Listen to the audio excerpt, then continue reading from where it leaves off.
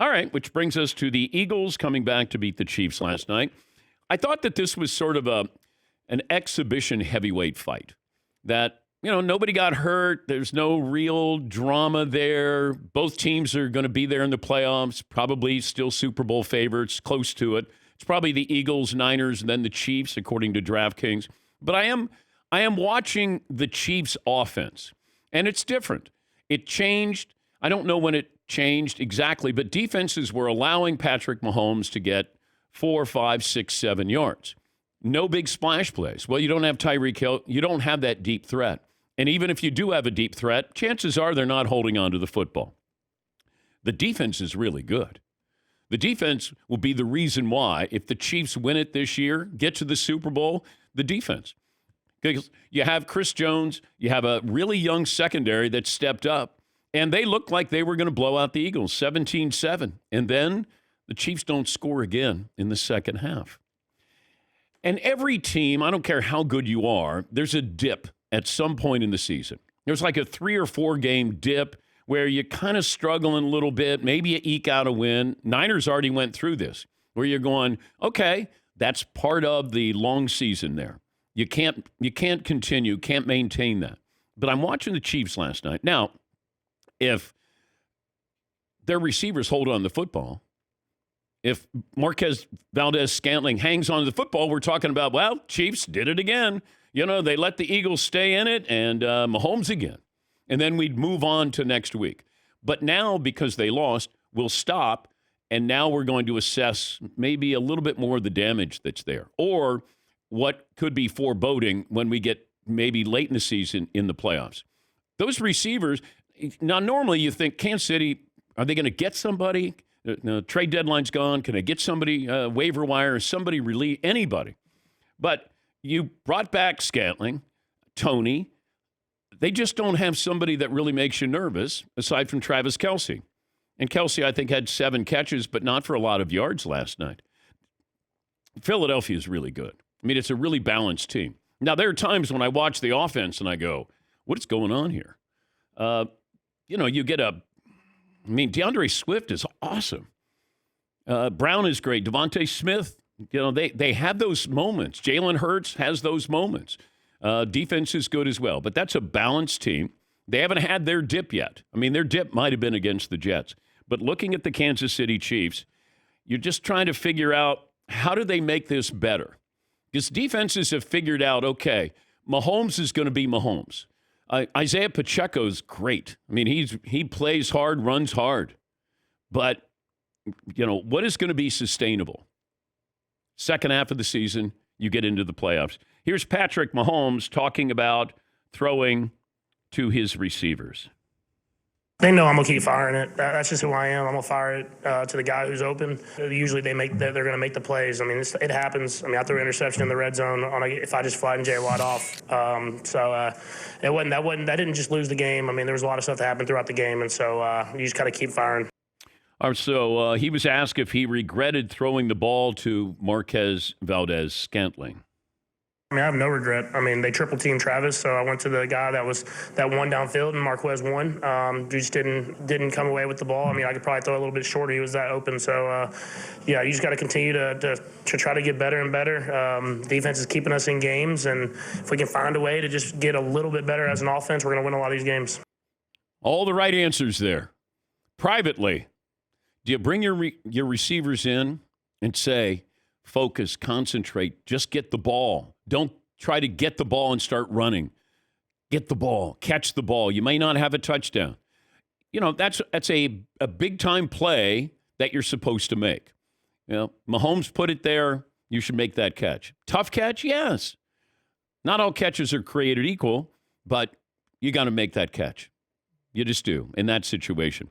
But it didn't matter who was winning this game. I thought I was going to come away going, okay. If the Eagles won, I'd go, okay. I thought it was important for the Eagles because I do think Dallas is dangerous. And make sure you have home field advantage. You still have a game against them coming up. And just make sure that they're not within striking distance where you lose that division, lose that home advantage in the playoffs there. And maybe you have the best record in the NFC, But I also looked at the AFC and I go, okay, we thought that was the tougher conference.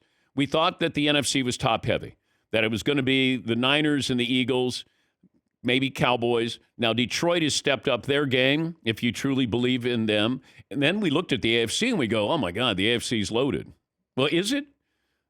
Joe Burrow's not there. Josh Allen and the Bills maybe aren't who we thought they were. The Chargers, we keep waiting for them.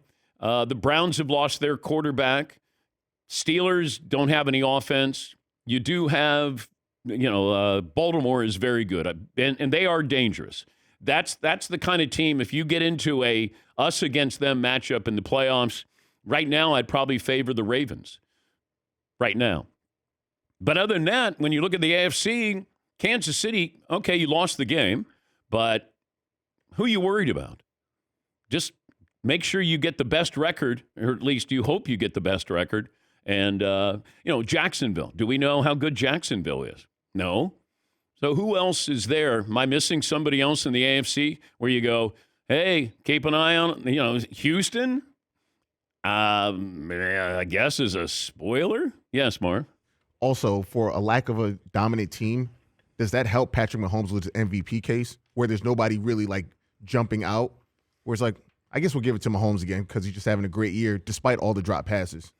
Yeah, but I don't know if he's been the MVP. I mean, Jalen Hurts and Lamar Jackson, to me, have been more valuable. Those are the odds-on favorites right now.